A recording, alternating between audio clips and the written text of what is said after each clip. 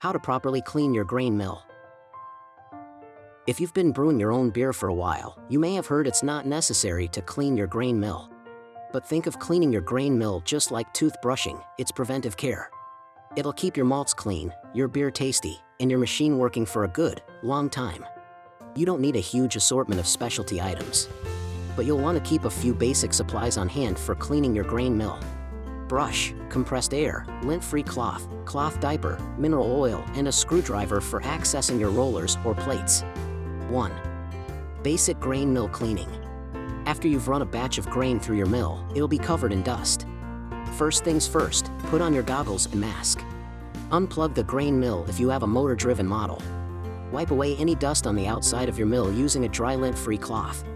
Remove the hopper and the plates around your rollers using your screwdriver.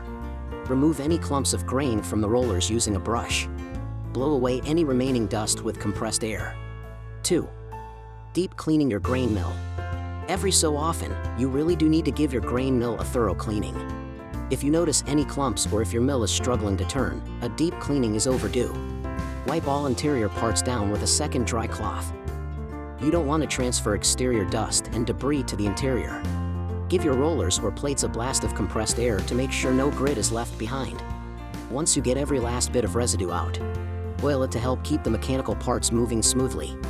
To keep mineral oil from soaking into your next batch of malt, wipe any excess away with a clean, dry, lint-free cloth.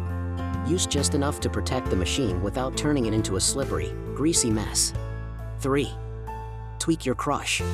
It's easiest to adjust the rollers right after a deep cleaning. Oil the rollers with food-grade mineral oil, reassemble the grain mill, then adjust them according to the consistency you're aiming for. To adjust the gap properly, use a feeler gauge. Extend the gauge blade for the width you desire, then insert it between the rollers. The rollers should pinch the gauge firmly, but not so tightly that you can't remove it. Use the feeler gauge to measure multiple spots across the length of the rollers to ensure an even gap.